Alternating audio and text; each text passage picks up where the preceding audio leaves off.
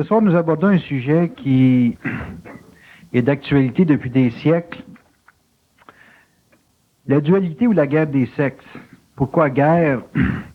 Évidemment, c'est un sujet qui soulève souvent bien des passions d'âme, car l'évolution d'un couple, l'évolution d'une intimité peut exiger dans bien des occasions des ajustements entre l'homme et la femme. Et ce soir, nous recevons Bernard de Montréal pour nous donner une certaine sorte d'atmosphère d'objectivité sur les influences et les relations que hommes et femmes peuvent avoir dans leur intimité. Et aussi, évidemment, dans les relations professionnelles dans certaines occasions. Donc, nous recevons ce soir Bernard de Montréal.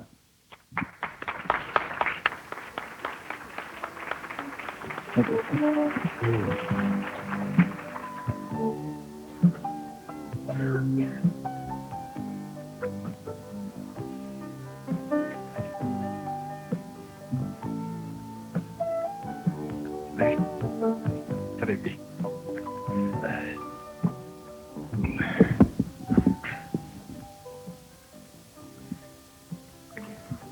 C'est que tu veux de la à soir, là. Je suis pas de bonne humeur le soir. Ça commence bien. Dans le sujet de ce soir, la dualité ou la guerre des sexes, le sujet veut comme faire le contour ou spécifier les rapports qu'il y a entre l'homme et la femme. Et j'imagine que quand on parle de guerre, on parle aussi d'autorité.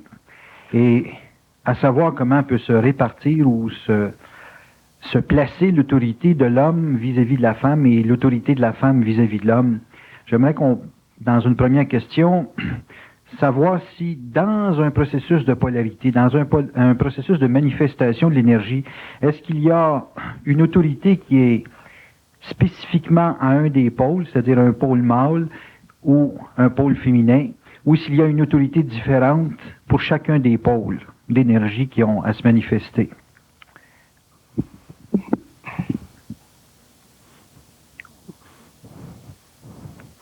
D'abord, si vous parlez d'autorité dans un couple, vous venez de le tuer. Vous venez de le mettre à terre. Il ne doit pas y avoir d'autorité dans un couple.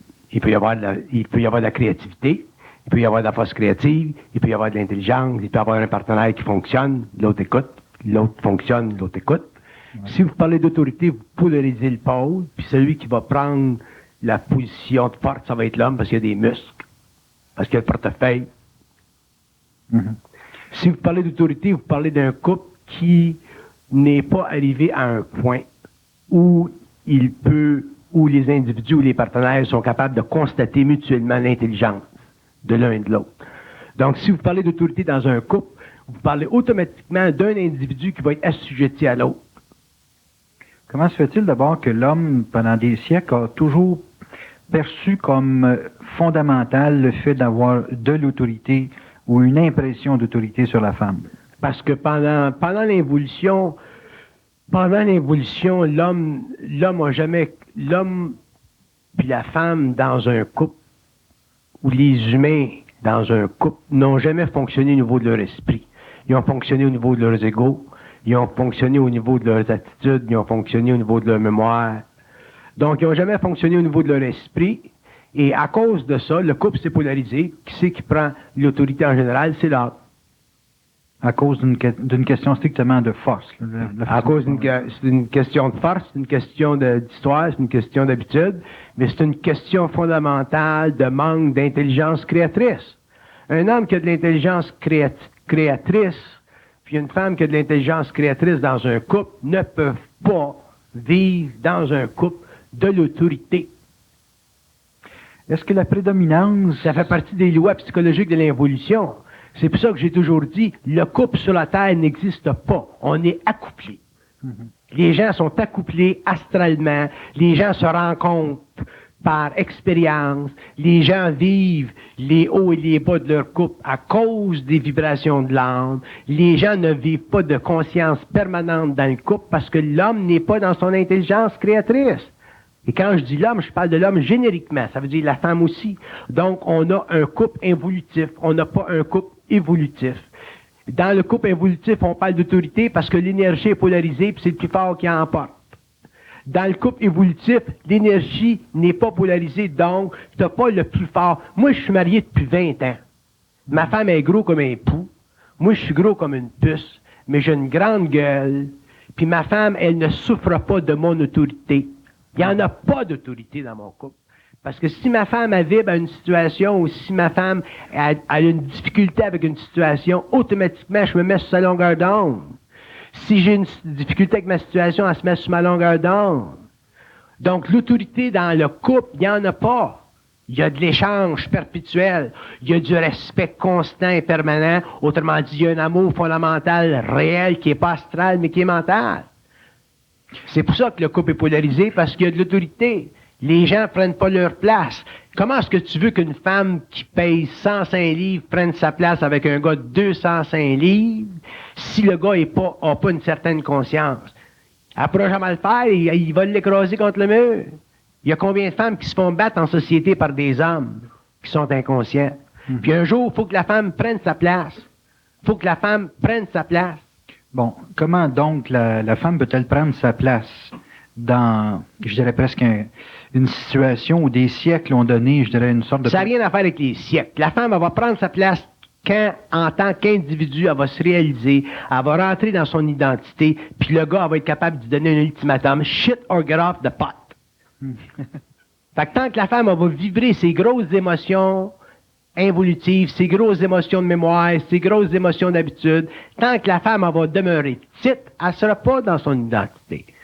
Tant qu'elle ne se placera pas, tant qu'elle ne se centrera pas, elle ne rentrera pas dans son identité, puis on va continuer à avoir les situations de couple qu'on a et qu'on entend à la radio, à la télévision, puis dans les journaux tous les jours. Est-ce qu'une femme qui entre dans son identité est capable de fonctionner avec un homme qui a encore une problématique, lui, à rentrer dans son identité? Est-ce que ça ne créera pas deux célibataires en puissance, là? Le fait de un qui craint l'autre parce qu'il sent une force. Parce qu'un être qui a de l'identité, il y a une force. On sent une force dans un être qui a de l'identité. En général, quand on parle des couples, on parle toujours du sexe fort puis du sexe faible. On parle toujours de l'homme qui est fort que la femme. Puis c'est, en général, si on regarde universellement, c'est à la femme de rentrer dans son identité. Si la femme rentre dans son identité, le gars, il va être tout plus à se tasser. Puis s'il se tasse pas, il va le crisser là. Quand le crisse là, qu'est-ce qu'elle va faire avec ça? Les femmes ont tellement peur de rentrer dans leur identité, de prendre leur place. Puis si la femme se conscientise, elle n'aura pas de choix, elle va tout le faire. Mais cette distance-là qu'elle crée, ça ne crée pas un couple. Ça ne crée pas une distance. Ça crée une position ferme, intelligente par rapport à elle-même. Et puis l'homme va négocier ça comment, lui, à ce moment-là? T'en as une femme, toi t'es marié. Puis comment tu as le gros Ménard, le gros Daniel Ménard, le gros astrologue, le gros cerveau? Ta femme, tu ne mettra pas dans un coin, Chris. Elle va te tasser. Ça, je le savais. Bon, mais c'est la même affaire. C'est la même affaire. Ouais. Les femmes, il faut qu'ils rentrent dans leur identité, puis si la femme ne rentre pas dans son identité, elle ne pourra jamais former un couple réel, former un couple où il y a de l'échange entre l'homme et la femme. Ça va toujours être un genre de une situation de un au-dessus de l'autre. La femme, elle ne peut pas, éventuellement, quand elle est arrivée à un certain niveau de conscience, elle ne pourra pas toffer ça. Ça va être une insulte à son intelligence. Bon, à ce moment-là, l'outil pour entrer dans l'identité homme ou femme, est-ce que c'est la communication, c'est le pouvoir financier, est-ce que c'est la maîtrise des émotions, c'est quoi? C'est la maîtrise des émotions. C'est strictement ça. Strictement ça. Tu maîtrises tes émotions dans la vie, tu maîtrises tout. Tu maîtrises la finance, tu maîtrises tout. Les émotions, c'est le calvaire de l'homme. Les émotions, c'est le subterfuge de l'âme. Les émotions, c'est la conscience animale. Je ne veux pas dire que tu vis sans émotions. Moi, j'en ai des émotions. Seulement, c'est des émotions créatives qui ne me font pas perdre, qui ajoutent à ma vie. Tu peux pas avoir une vie pleine si tu es toujours dans le marasme, puis tu es toujours les deux pieds dans le ciment de tes émotions, ou les pieds dans la glaise de tes émotions, ou les pieds dans la merde de tes émotions. Tu peux pas vivre de même.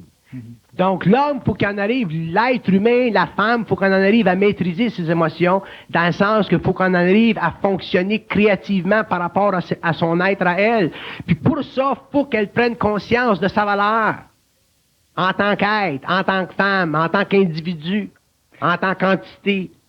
Puis si le gars n'est pas capable de prendre conscience de ça, après des années de travail puis des mois de travail, éventuellement, il faut qu'elle prenne une décision, puis si elle n'en prend pas de décision, it's her fucking problem. Elle vivra son couple karmique pour le restant de ses jours. Puis un jour, le gars rencontrera une petite waitress, il accristera là. Anyway, ça sera son karma. Est-ce qu'il y a des émotions qui sont différentes chez la femme que chez l'homme? Ben oui, ce sont des êtres différents. C'est évident que les émotions sont différentes. Seulement que l'homme a moins de troubles avec ses émotions que la femme. Parce que l'homme, c'est un être qui est très cérébral, c'est un être qui construit, c'est un être qui est dans le monde, c'est un être qui travaille avec la matière. Ce qui est bien important pour un homme dans la vie, c'est sa job. Ce qui est bien important pour une femme dans la vie, c'est l'amour. Fait que t'as deux sortes d'énergie, là. Mais ce sont deux énergies qui doivent être compatibles. Mais le problème avec la femme, c'est que la femme a été dominée dans l'amour comme l'homme a été dominé dans le job. L'homme, aujourd'hui, souffre au niveau du travail. Il souffre dans le job. Il n'y a pas de sécurité fondée à partir de lui-même. Il est toujours esclave des situations extérieures. Même s'il est riche, il est esclave des situations extérieures. L'homme n'est pas un être créatif. Il n'a pas la vie entre ses mains. La femme non plus n'a pas la vie entre ses mains. Puis pour avoir la vie entre ses mains, il faut complètement éliminer de sa vie intérieure les éléments qui constituent une menace à l'individualité, à l'identité de l'être. La vie dans un couple, c'est basé sur le respect mutuel. Parce que le respect, c'est une forme d'amour, mais c'est la partie mentale de l'amour. Si tu n'as pas de respect pour ta femme, quand même tu y mangeras les oreilles le soir, tu vas y manger les oreilles le soir parce qu'il y a une sensualité, une sexualité, mais si le jour, autour du bacon, tu n'es pas capable de respecter ta femme, il n'y a pas d'amour, ton amour n'est pas réel, tu peux pas aimer ta femme même quand tu es dans le lit le soir, ta femme, tu es supposé de l'aimer à tous les jours de la journée. Puis ça va des deux bords. Mais si l'homme affirme au cours de sa vie qu'il se réalise dans son travail et que la femme, elle dit qu'elle se réalise à travers son affection, son amour pour la famille ou l'homme avec lequel elle vit... c'est des illusions, ça. Ça, c'est de la psychologie évolutive. Ça, c'est du bullshit. On est là-dedans depuis des siècles. L'homme, il va se réaliser dans son travail quand il va s'être réalisé lui-même. Le travail, ça va venir de soi. Aujourd'hui, c'est que les gens se réalisent dans le travail parce que par réflexion, ça crée au niveau de l'ego une sécurité. La femme, elle se réalise dans l'amour parce que par réflexion, ça crée au niveau de l'ego de la sécurité. Qu'est-ce qui arrive quand la job saute, quand la compagnie ferme, quand le gars perd sa finance, quand la femme avoue son gars partir avec une petite waitress? Es-tu capable de le prendre le coup? Le gars, es-tu capable de le prendre le coup? Fait que les histoires que vous me contez, que l'homme se réalise dans son travail, que la femme se réalise dans l'amour, c'est de la bullshit! C'est de la psychologie que vous avez inventée puis surinventée pendant des siècles. Tout le monde y croit, tous les pays y croient, toutes les nations y croient. Ça fait partie de la mémoire de la race. L'homme se réalisera dans son travail quand il se réalisera lui-même. La femme se réalisera dans son amour quand elle se réalisera elle-même. Après ça, l'amour, il n'y a rien là. La job, il n'y a rien là. Là, on fonde notre vie sur la job, puis on fonde notre vie sur l'amour, puis regarde ce qu'on a. Est-ce qu'on doit se réaliser avant? Ou est-ce qu'on doit se donner une prise de conscience de soi avant de s'engager dans un travail ou avant de s'engager dans l'amour? Ben non, t'es pas pour attendre d'aimer, puis t'es pas pour attendre de travailler, puis te réaliser. Tu travailleras jamais, puis t'aimeras jamais. Faut que tu... ça va en parallèle, cette affaire-là. Qu'est-ce que tu fais là, demander une question de même? Ça va en parallèle, seulement que quand tu commences à te conscientiser, à prendre conscience de son identité, mais ta relation avec la job change, ta relation avec l'amour change. Ça change. T'es pas pour attendre d'aimer, t'es pas pour attendre de travailler pour te réaliser. Ça peut prendre 10 ans avant de te réaliser, ça peut prendre 15 ans, que si tu vas faire un an, tu vas être célibataire, tu vas être sur l'assurance chômage. Rien. Je comprends pas que tu me poses des questions comme ça. On parle de l'involution pour aller vers l'évolution, mais on peut commencer dans l'évolution. Ben, commencez dans l'évolution, puis après ça, vous rentrez dans l'évolution. Sans ça, vous allez vivre des attitudes. Un couple intelligent, ben mort. Il n'y en a pas.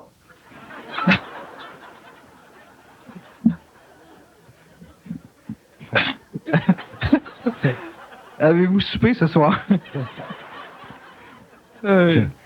C'est-tu ma vibration? C'est parce que je viens de dealer avec Haïti. Oui, c'est après qu'on construit quelque chose à Haïti. Ça paraît. Ah ouais. Continue. Mais moi, je suis un missier blanc.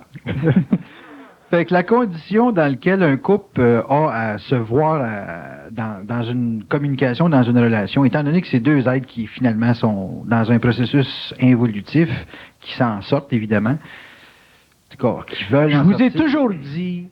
toujours dit qu'une fois que l'homme va connaître les lois occultes de l'être, l'homme va réaliser qu'il est très astral. C'est-à-dire qu'il est très manipulé dans ses énergies.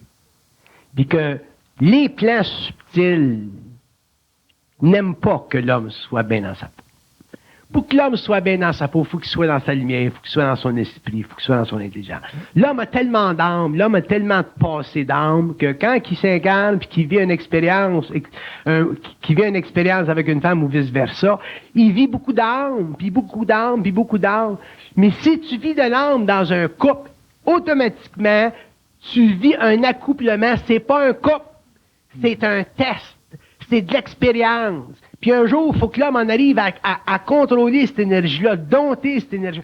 J'ai de vous donner l'exemple pour faire comprendre aux gens comment est-ce que c'est très astral, la vibration qui se meut en soi quand on a un conflit. Tu sais, quand ta femme elle brûle ta soupe, ou que ton gars arrive en retard le soir, tu sais, quand on vit une sorte de fâché contre la personne, c'est-tu dur à le casser, ça, hein? On dirait que c'est comme une barre de fer.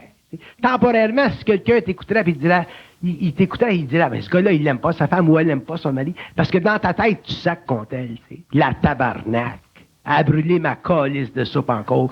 Puis le gars, quand est-ce qu'il va m'apporter mon crise de check? Tu sais, il y a tellement de haine qui se développe, puis après ça, on tombe dans le bed, puis tout s'arrange, puis après ça, ça recommence encore le lendemain matin. Fait on a beaucoup de difficultés à contrôler cette énergie-là, parce que cette énergie-là est astrale, elle vient des plans, puis l'homme, tant qu'il n'est pas dans son identité, puis qu'il ne connaît pas ce game-là, il n'est pas capable de la contrôler. C'est pour ça que le couple n'existe pas. Quand je dis que les forces occultes de l'être c'est comme s'ils sont totalement opposés à ce que l'homme soit bien dans sa peau, à ce que l'homme ait un couple réellement créatif. Pourquoi? Parce que ça fait partie de l'expérience de l'âme.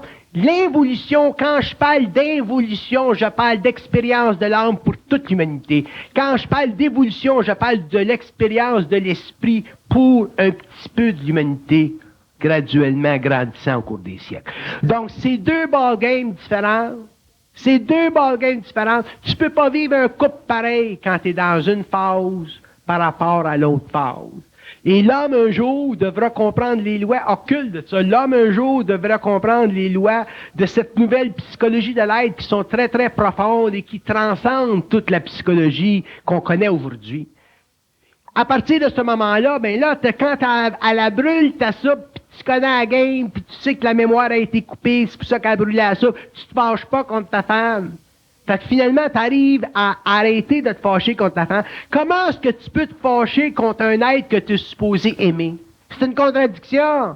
La raison que vous le faites, c'est parce que vous n'êtes pas capable de la contrôler, l'énergie astrale. Vous rationalisez, puis vous y trouvez toutes sortes de défauts à votre femme, vous trouvez toutes sortes de défauts à votre mari, quand, dans le fond, les deux veulent faire un couple, mais ils savent pas comment. Bon, ben, cet aspect-là, pour que deux individus veulent faire un couple, Créer un couple. Il n'y en a pas de couple, il n'y en aura jamais de couple sur la planète tant que l'homme ne le créerait pas. Bon, ben, Tu ne peux pas avoir un couple par incarnation, tu ne peux pas avoir un couple par expérience astrale. Le couple, c'est au niveau de l'esprit. L'accouplement, c'est au niveau incarnationnel. Donc, l'homme va être obligé de créer un couple, et pour créer un couple, il va falloir qu'il connaisse les lois de l'énergie, les lois de l'esprit. Comment ça marche, l'ego? C'est quoi l'astral? Comment ça se manifeste en nous autres, cette énergie-là? Ah, c'est évident que c'est très, très subtil, mais dans le fond, c'est très concret. Quand on donne des exemples, ou je parle de la soupe, je prends la peine de donner des exemples stupides à un public intelligent pour qu'on puisse plus facilement le comprendre. Quand on le sait tout le monde a vécu ça. Il n'y en a pas un parmi vous autres qui n'a pas été en maudit contre sa femme un jour, ou contre sa blonde, ou contre son mari un jour, puis qui l'a pas haï comme du poisson pourri. Ça, c'est astral. C'est ça qui empêche de créer un couple. OK. Puis quand vous aurez maîtrisé ça, vous l'aurez, le couple. Vous n'aurez plus de problème d'autorité dans le couple.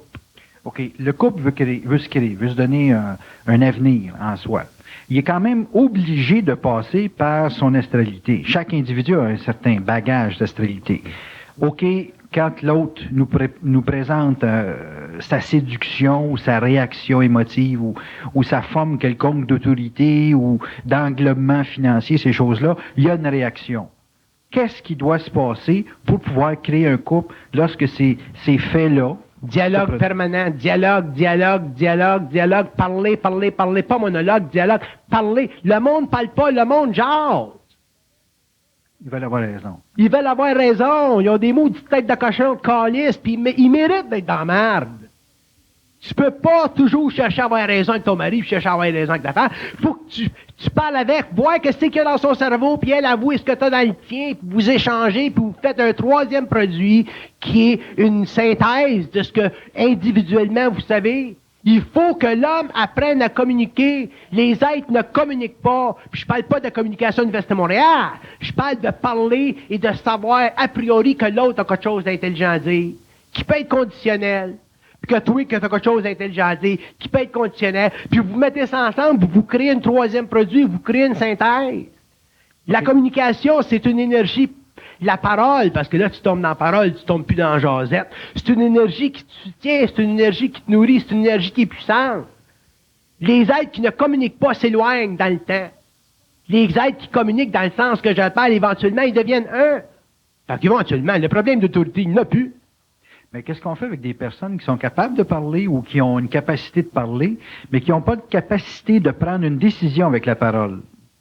C'est-à-dire que ces êtres-là vont parler pour essayer de solutionner quelque chose pour comme gagner du temps dans un processus.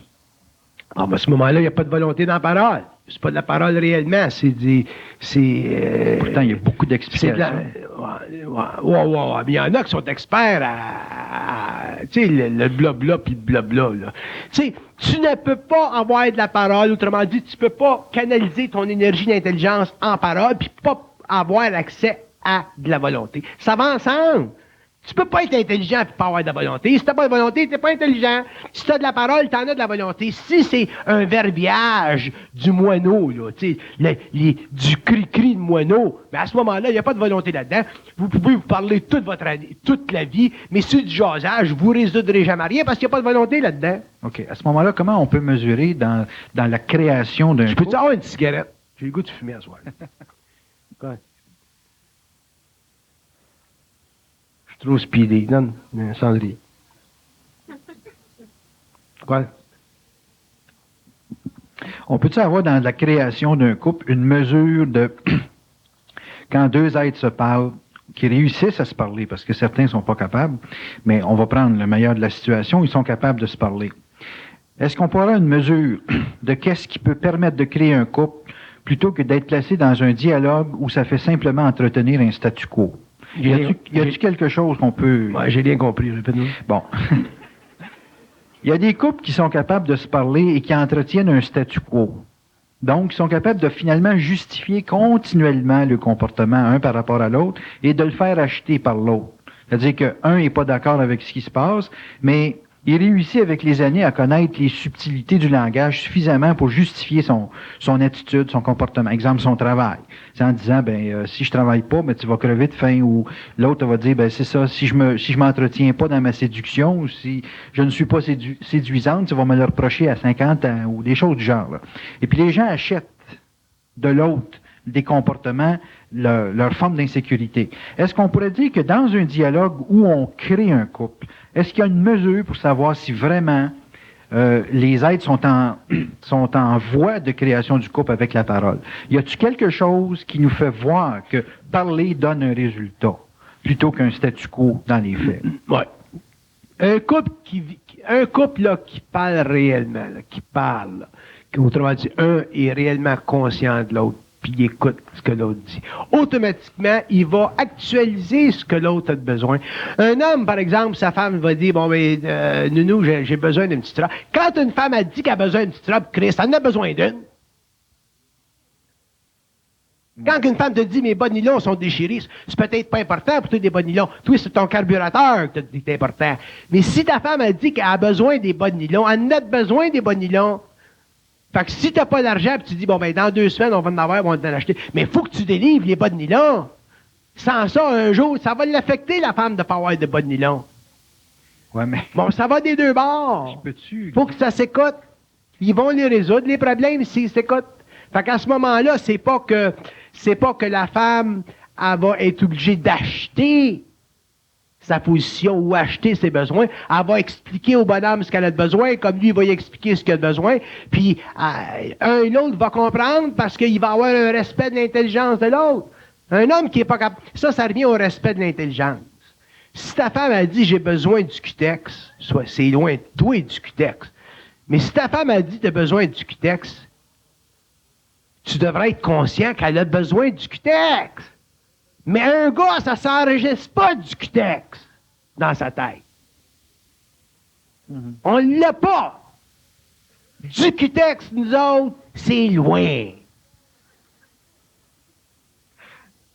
Fait qu'imagine-toi si le gars disait « OK, nous, à la pharmacie, m'a t'acheter du cutex. Qu'est-ce que ça de cutex que tu as besoin? » Elle va trouver ça au bout, ta femme. Ouais. Comme toi, quand tu lui demandes d'aller te chercher un tournevis, c'est loin de sa tête, un tournevis. Elle y va t'en chercher une, elle se trompe, elle t'amène des ciseaux. Mais au moins, elle a fait le move. Ça fait partie de respecter l'intelligence de l'autre. Parce que le gars, en tout cas, je l'ai fait, c'était une joke, mais le gars va chercher la mauvaise couleur de cutex, puis elle va chez les ciseaux. Fait que chacun dit à un moment donné, va le faire tout seul. OK, bon, moi, ils ont essayé. Bon, OK. Donc, c'est pas tellement dans le geste qu'on peut le mesurer, mais c'est dans la volonté de rentrer dans le monde de l'autre. La façon... C'est la volonté... Bon, OK, ça, c'est intéressant. La volonté de rentrer dans le monde de l'autre. Ah, c'est intéressant. Ça, c'est... La volonté de rentrer dans le monde d'un être, c'est la volonté de regarder l'être, de regarder ses besoins, de regarder de regarder ce qu'il y a de besoin pour fonctionner au maximum. Ah. Moi, je m'étais emmené à soir, là, puis j'étais bien speedé parce que là, je suis dans le sud, là, tout, là. Puis ma femme a dit, bon, mais je vais conduire. Parce que là, je suis arrivé en retard, tu sais. Ou je suis arrivé trop vite. La police m'a arrêté. Bon. Fait que je l'ai laissé conduire. Parce que si je l'avais pas laissé conduire, elle aurait eu des tensions sur la route. Parce que quand je descends vite, je descends vite. Fait qu'automatiquement, je l'ai laissé conduire. Fait qu'elle conduit vite, mais à son rythme. Puis elle risque pas de perdre ses points, parce que moi, j'ai perdu tous mes points. Fait qu'elle, elle en masse tes points. T'sais? Fait que, faut que tu rentres dans le monde de là. Pas dire, laisse faire, tabarnak, je m'en vais à Montréal, là, je m'en arrivé, là, pas voir. Faut que tu te mettes à vibration. C'est ça, rentrer dans le monde de l'autre. Puis on rentre dans le monde de l'autre, on a des chances, des opportunités toute la journée de rentrer dans le monde de l'autre, puis on le fait pas. Parce qu'on a des têtes de cochon, parce qu'on a toujours... On veut toujours avoir préscience sur l'autre. On veut toujours avoir raison sur l'autre. On veut toujours imposer à l'autre. Puis c'est pour ça qu'on n'est pas capable de rentrer dans le monde de l'autre. C'est ça de l'amour. À ce moment-là, créer un couple, c'est un peu comme vouloir créer l'autre, la façon où... Non! Créer un couple, ben non! Créer un couple, c'est donner la chance à l'autre de se créer. Penses-tu qu'il a besoin de toi? Qu'est-ce que tu fais là? Tu penses-tu que t'es si important, toi, dans la vie de ta femme, qu'elle a besoin de toi pour fonctionner? Voyons, des histoires, ça. On peut pas te donner un petit coup de pouce? Tu peux l'aider en y mettant pas les bois d'un roues, puis elle va fonctionner. Donc, c'est deux individus qui fonctionnent. C'est deux individus qui ont du potentiel, seulement qu'il y a tellement de micmac entre les deux que tous les deux, mutuellement, ils se boycottent. Mais est-ce que c'est deux individus qui fonctionnent tout ça? C'est deux individus qui fonctionneraient encore peut-être mieux tout seuls que s'ils étaient à deux. Mais pourquoi ils sont à deux? Ils sont à deux parce qu'il y a bien des affaires intéressantes à deux. Il y a de la communication, il y a de l'affection, Oui. il y a de la connexion, il y a toutes sortes d'affaires à deux. Bon, ben, cette Il y affaire-là... a de l'investissement à long terme, il y a de la construction. Quand tu es tout seul, tu n'es pas intéressé à te construire une vie, dans le sens. À deux, c'est plus facile. Tu te construis une vie, tu t'achètes une maison, tu te fais un jardin. Tu vois pas un gars tout seul te faire un jardin, il va être trop de tomates pour manger. Mais une famille, ça va bien. Bon. Fait que tu construis à deux. Il y a bien des avantages d'être à deux. Tu n'es pas tout seul, tu parles. Est-ce que ça ressemble à une business, dans le fond? Ah, ça, c'est intéressant, mon cher. Un couple, c'est une business. C'est comme une compagnie. Un couple, c'est une compagnie. Un couple, c'est définitivement une compagnie, puis ta femme, elle peut être très, très bonne pour gérer ta compagnie, comme toi, tu peux être très bon pour gérer ta compagnie. Toi, tu rentres les fonds, puis elle les administre, par exemple, whatever it is. Fait qu'un couple, c'est définitivement une compagnie. Mais la problématique dans les compagnies qu'on connaît, c'est qu'il y a un président puis un vice-président. Est-ce qu'il y a 2 présidents dans un couple? Un couple de 2 présidents. 2 présidents. Ouais. C'est un nouveau type de société en quelque chose. C'est un nouveau type d'entreprise. Il n'y a pas d'autorité. C'est quand on parlait tout à l'heure... Dans un couple conscient, ouais. C'est un nouveau type d'entreprise. Ouais. Un nouveau type d'entreprise. Ouais.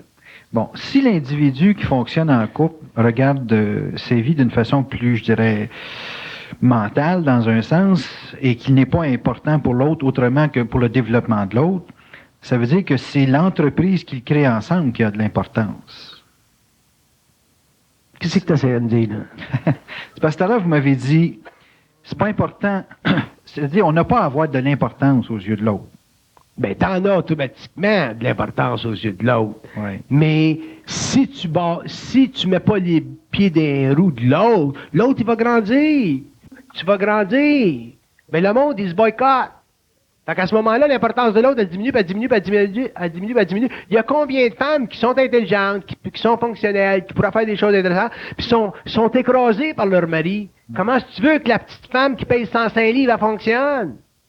OK. Mais si on prend le principe, le fait que vous dites que on n'a pas essayé d'avoir de l'importance aux yeux de l'autre. On élimine la problématique de la séduction. En d'autres termes, la femme n'a pas besoin dans la vie de séduire un homme. Elle a besoin de vivre avec l'homme pour développer quelque chose. Non, la séduction, ça fait partie de la femme. Ça dépend ce que c'est que tu veux dire par séduction. S'il y a de la séduction, il y a des femmes qui séduisent les hommes simplement pour séduire les hommes. Ça, tu peux faire ça quand tu rencontres quelqu'un. Mais quand tu es marié, puis tu as une femme ou tu as une blonde depuis bien longtemps, il y a toujours un certain niveau de séduction, puis ça change avec le temps. Ça passe du purement charnel, puis éventuellement, ça devient purement esthétique. Moi, avec ma femme, quand elle se m'appelle, puis elle se jette des beaux petits pendants d'oreilles, puis c'est de la séduction. Puis l'homme, la séduction vis-à-vis de la femme, ça ressemble à quoi, là? Un homme, la femme est séduite par la personnalité de l'homme. Un homme qui a une belle personnalité, une femme n'a pas besoin d'un gars qui a une droite puis qui a des oreilles de grec. Une femme, elle aime ça, un gars s'il se tient à sang, qu'il a de la volonté, le bonhomme, puis il travaille, puis il fonctionne, puis il a sécurité. Une femme, ça aime ça être sécurisée par un homme, ça se sent bien, ainsi de suite. Fait que c'est une forme de séduction. Quand tu ouvres ta porte là, à côté de ton char, là, puis ta femme, tu l'aides à sortir, puis tu y prends la main, c'est de la séduction. Elle est contente, ça lui fait plaisir, c'est de la séduction. Fait que l'homme séduit la femme, c'est une autre sorte de séduction, c'est de la séduction pareil. Ils se séduisent mutuellement, seulement que ça devient subtil avec le temps. OK. Mais c'est parce que je cherchais dans la dynamique du couple, là, savoir si...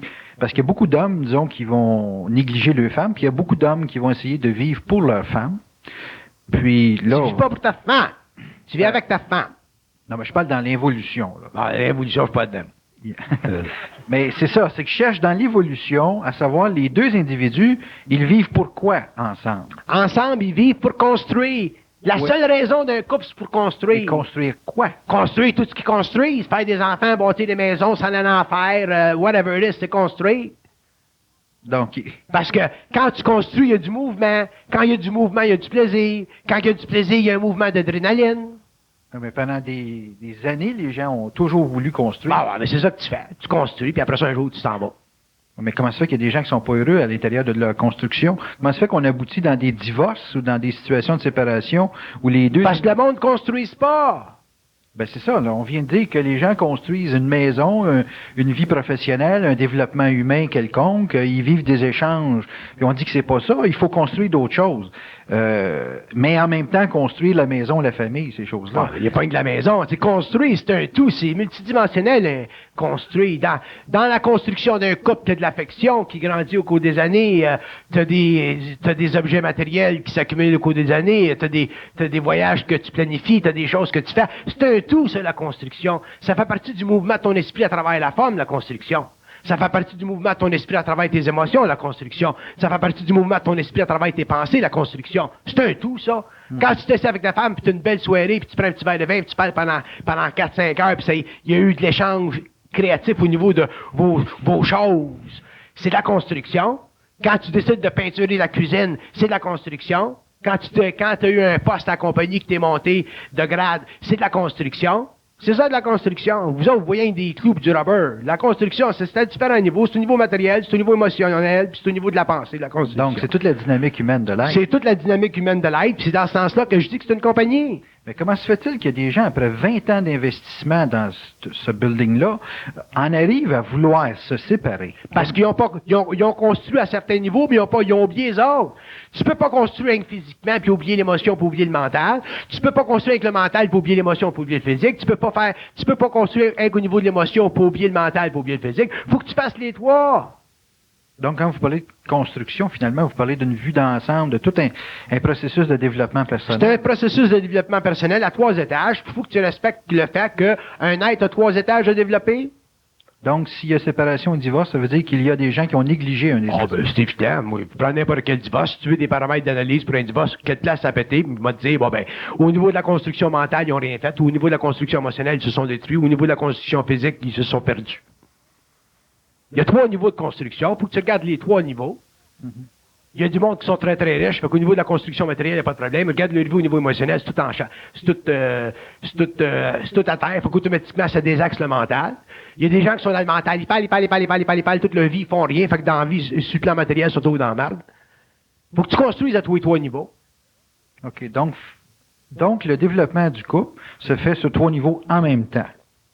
Matériel, émotif, mental. En même temps. Si vous ne respectez pas ça, automatiquement, vous ne pouvez pas créer un couple. Vous êtes automatiquement accouplé. Automatiquement, vous êtes dans l'expérience astrale, involutive du couple. Puis quelque part dans le temps, si pour une raison ou d'une autre, le physique fléchit, tu vas perdre. Si l'émotion fléchit, tu vas perdre. Le mental fléchit, tu vas perdre. Regardez vos couples, puis ceux qui sont divorcés, vos chums que vous avez sacrés là, qui vous ont sacrés là, vous allez voir qu'un de ces 3 plans-là n'a pas marché. Si ça va marcher, vous serez ensemble. OK. Mais est-ce que ça doit être, je dirais, investi les 3 plans en même temps? Ben pourquoi pas? Parce qu'il y a des gens qui vont donner un coup dans le matériel, exemple, pendant X années, puis vont demander au couple de supporter, dans un sens, toute la démarche. Je pense, à exemple, à une femme et un homme qui vont développer au niveau de la carrière, et puis qui disent qu'ils vont se rejoindre un jour ensemble. Bullshit. Ça, c'est une illusion. C'est en même temps que ça se développe. Il faut que ça se développe les 3 en même temps. Bon, c'est la seule sorte de maison qui se construit 3 planches en même temps. Bon, si on considère que c'est 3 plans qui se développent en même temps, est-ce que, deuxième question, la situation d'une séparation peut être récupérable en identifiant un des plans qui n'a pas été, je dirais, disons, renforcé ou développé? Ouais, c'est récupérable, mais faut que ça prend la volonté. Donc, ça prend des chances. Puis pour créer un couple, si une personne est consciente de pouvoir développer les 3 plans en même temps avec une personne, à ce moment-là, est-ce que c'est une garantie de permanence? C'est une garantie de permanence si vous créez les 3 plans en même temps, oui. Est-ce que vous auriez à dire que la guerre que les gens se livrent, c'est dans les ajustements qu'ils ont à vivre sur un des plans qui est en manque? Ça peut être un plan qui prend dessus sur l'autre. Ouais. Ouais. Puis l'âme vient s'introduire. Ah, ben l'âme, elle va tout te mettre à terre. Il n'y a rien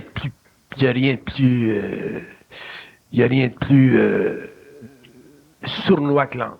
C'est-tu ça que l'âme, c'est la chose qui est la moins connue, la moins comprise sur la planète Terre?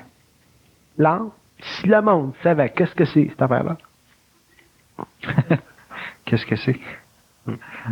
C'est fort. Oui, mais l'âme, je dis comment est-ce que l'individu... C'est de la mémoire. C'est strictement de la mémoire. C'est de la mémoire. Tu connaissais un computer? Oui. L'âme, c'est de la mémoire. C'est de la mémoire de ta vie. C'est tout enregistré. Tu crèves, tu vois tout. Puis c'est enregistré les vies avant. L'âme, c'est une mémoire.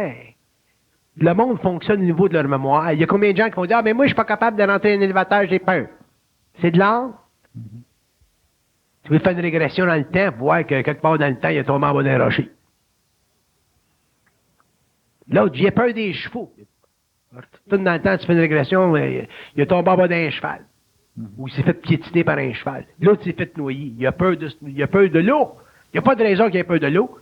C'est vibratoire. Ah, mais il s'est noyé. Fait que si tu t'es noyé d'une vie, puis tu ramènes toute ta mémoire, puis c'est subliminal, ça, éventuellement, mais tu vis ces feedbacks-là, faut que tu vois un médecin, tu vois quelqu'un pour te libérer de ça. Fait que l'âme, c'est de la mémoire. Et il faut que l'homme en arrive à maîtriser cette mémoire-là. L'identifier ou la maîtriser? L'identifier, puis la maîtriser. Parce que Puis après ça, ben, l'esprit passe. Parce que l'esprit passe pas. C'est dur à vivre ton esprit quand tu as toute ton âme. Et tu sais, quand on parle de l'âme trouble, l'âme troublée, là, c'est dur. Comment est-ce que tu vas avoir l'esprit? Comment est-ce que tu veux maintenir ton intelligence à travers cette énergie-là? C'est très difficile. C'est pour ça, d'ailleurs, que l'homme n'a pas d'identité.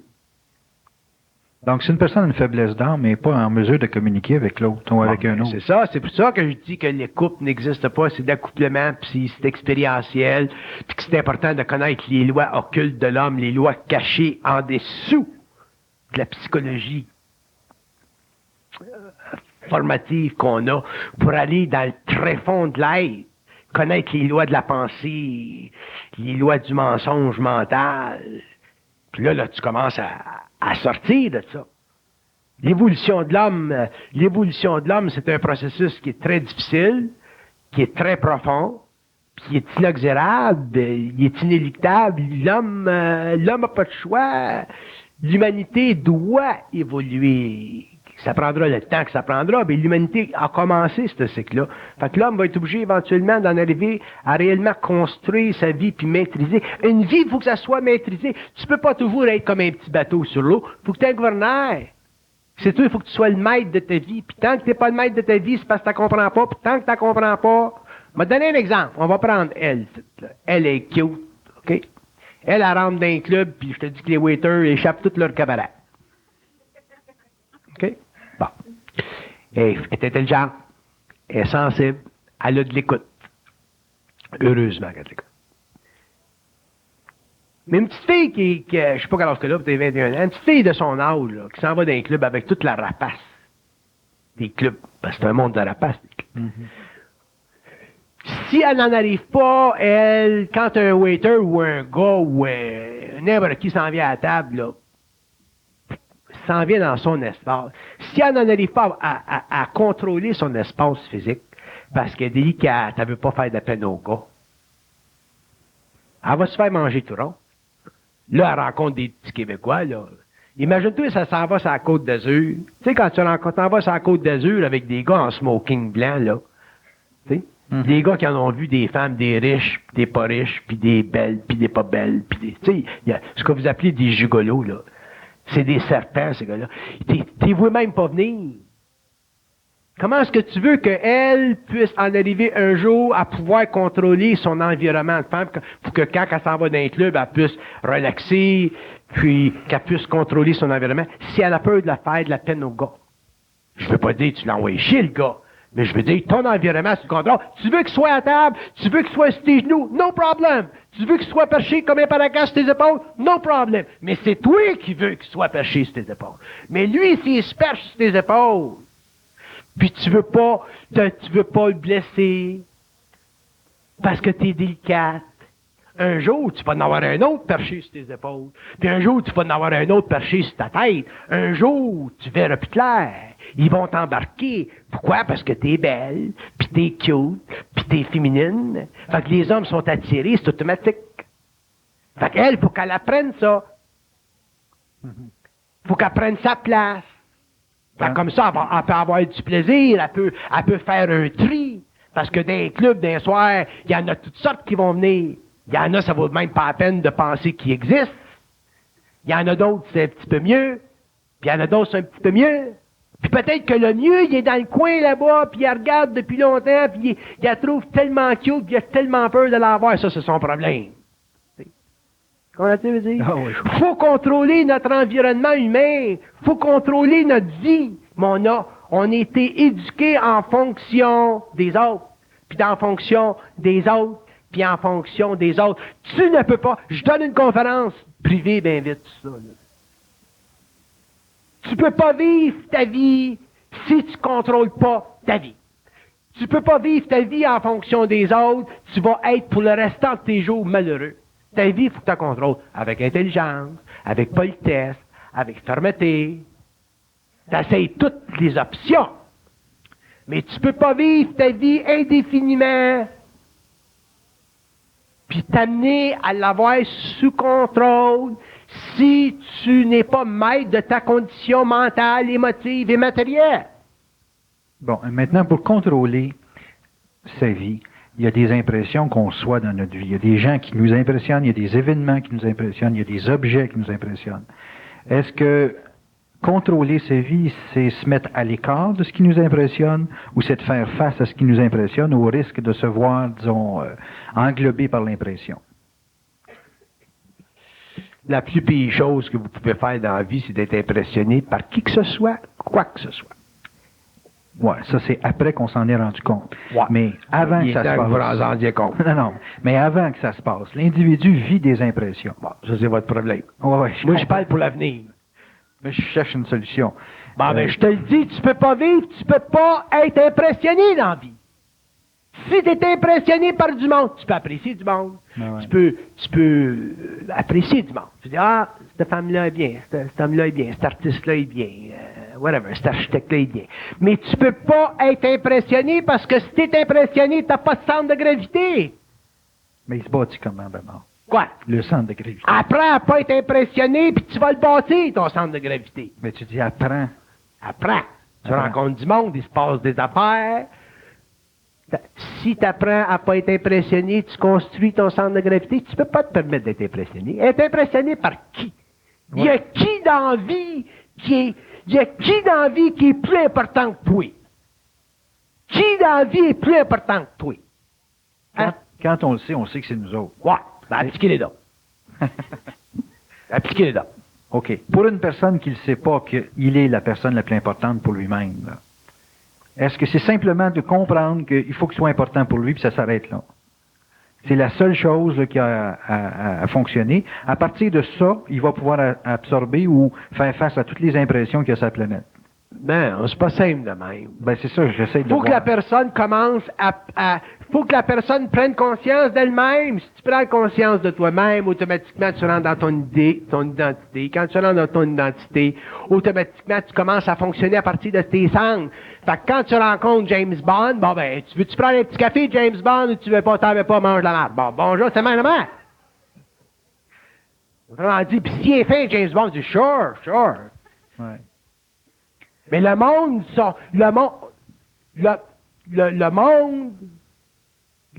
en général, ils n'ont pas de centre de gravité. Puis là, c'est des pailles de yeux qui regardent le monde, puis qui regardent le monde. Il y a des gens qui sont en admiration par rapport à du monde. Tu peux pas être en admiration par rapport au monde, dans ce sens-là. Tu peux apprécier le talent d'une personne, tu peux apprécier ce qu'une personne fait, mais de là, être en admiration, automatiquement, tu diminues. Bon, l'admiration, les gens souvent l'ont parce qu'il y a une distance entre ce qu'ils vivent et ce que l'autre a vécu. C'est pas qu'il y a une distance, c'est qu'eux autres vivent pas. S'ils vivaient, eux autres, à partir d'eux autres, ils étaient dans leur centre de gravité, ils vivraient pas ça, ce genre d'envie, là, ce genre de colle, de crazy glue, là, qu'ils ont avec l'autre. Ils vivraient pas ça. Mm-hmm. Mais est-ce que pour vivre, comme vous le dites, là, il faut avoir beaucoup de moyens financiers, il faut avoir beaucoup de ressources énergétiques? Les moyens financiers, ça fait partie de la construction. Pour vivre, il faut prendre conscience de soi. Il faut rentrer dans son identité.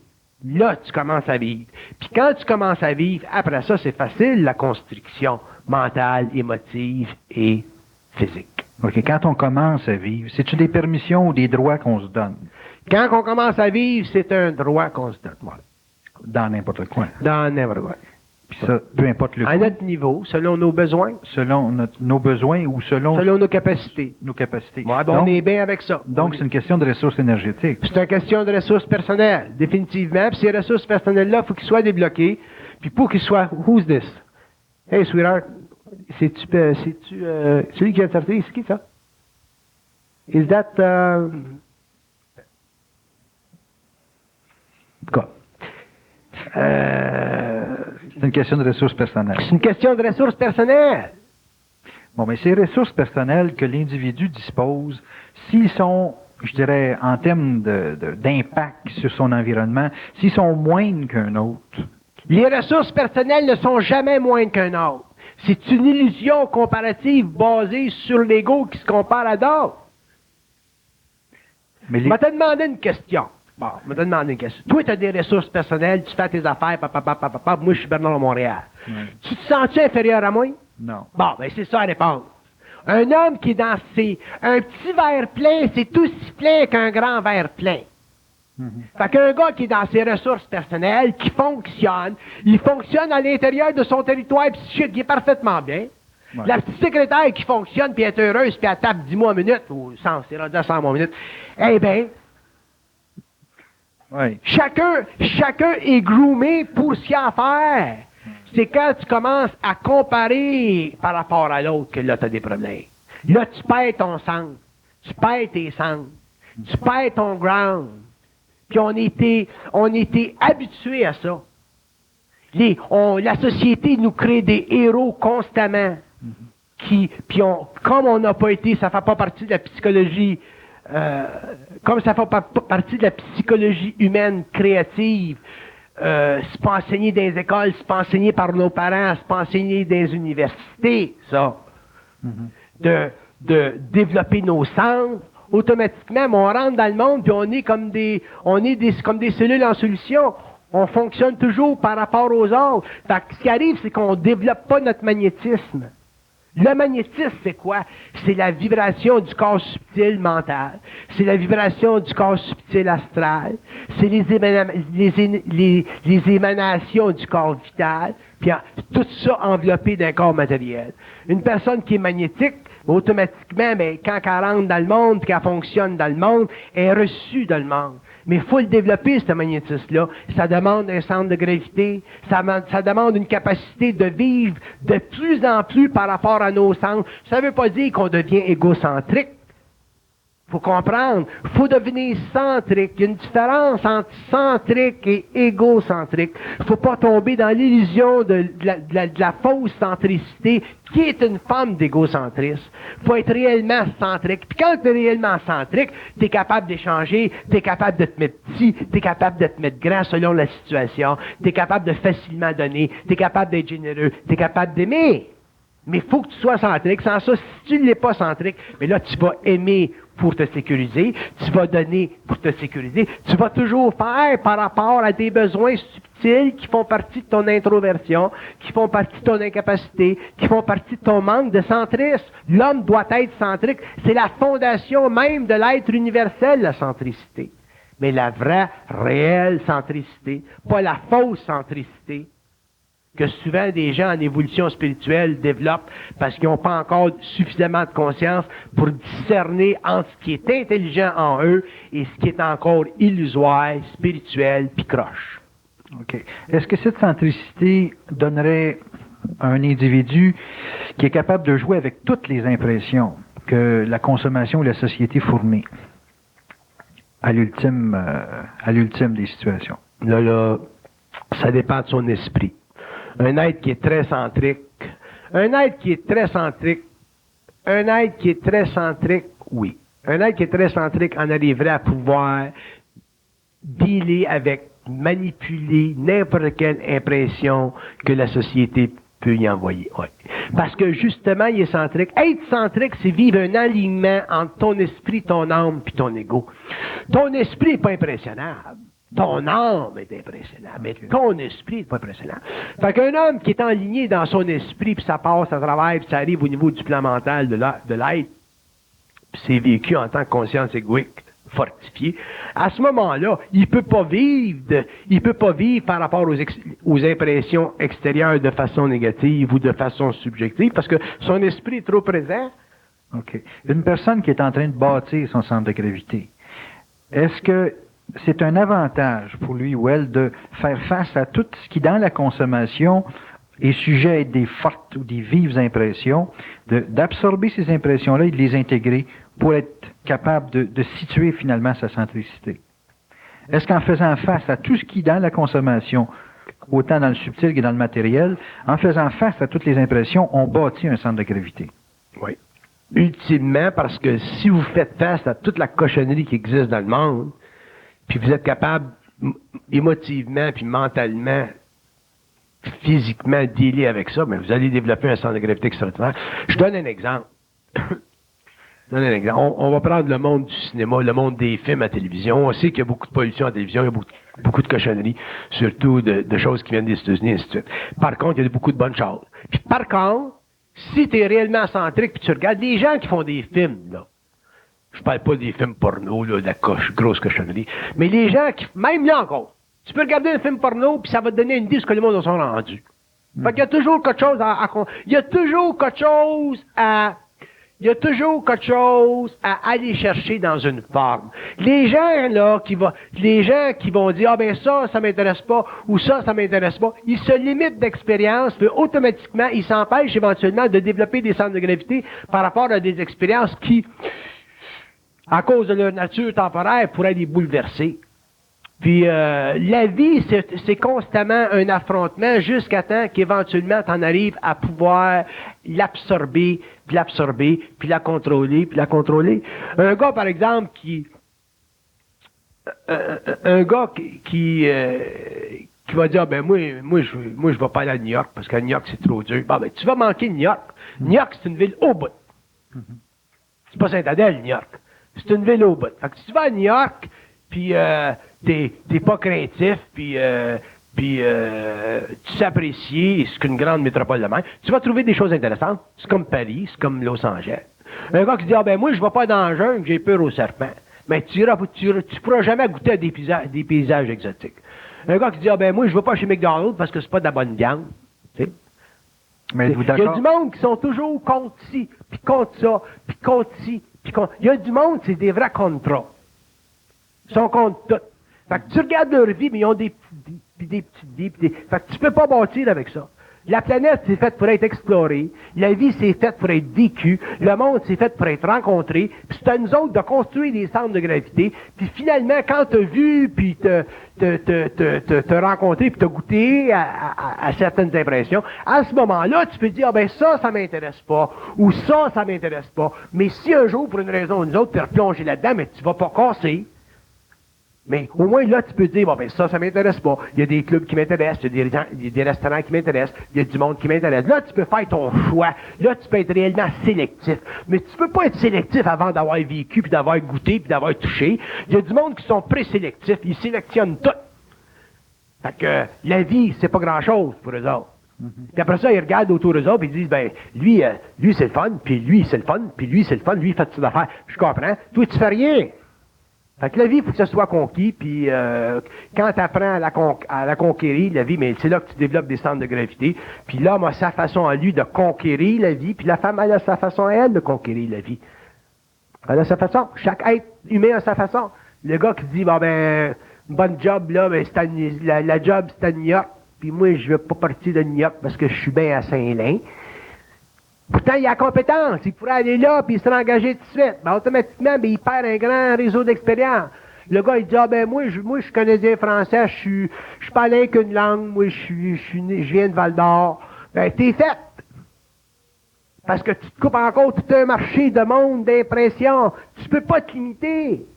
Puis après ça, on dit, ah, ben, les Américains pètent du feu, puis les Français pètent du feu, puis tout le monde pète du feu. Oui, parce que le monde, il s'ouvre au monde. Nous autres, il faut qu'on s'ouvre au monde. Les Canadiens français, il faut qu'on s'ouvre au monde. L'homme, universellement, il faut qu'il s'ouvre au monde. Là, il va développer des centres de gravité. Après ça, là, tu commences à être bien dans ta peau. Mais tu peux pas toujours vivre en dessous de toi-même. Parce qu'on le sent quand on vit en dessous de soi. Je dis pas que ça prend pas des années pour en arriver à être dans toi, là, puis réellement, là, être dans ta mesure, puis dans ta créativité. Ça prend du temps. Ça, c'est correct. Mais ce qui compte, c'est que l'homme commence à le faire.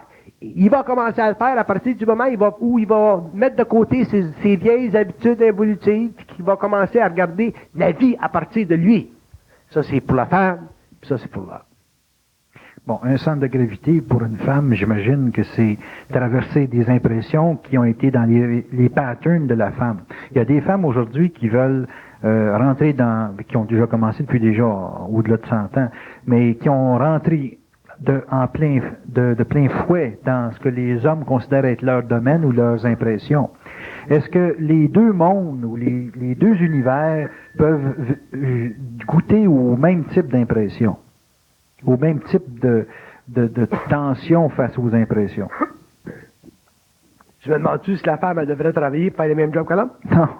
C'est parce qu'on parle de centre de gravité. Et puis, dans une vie d'homme ou dans une vie de femme, il y a des impressions que la femme veut aller chercher, puis les hommes veulent aller chercher, qui sont dans des univers qui, dans le passé, étaient coupés l'un de l'autre.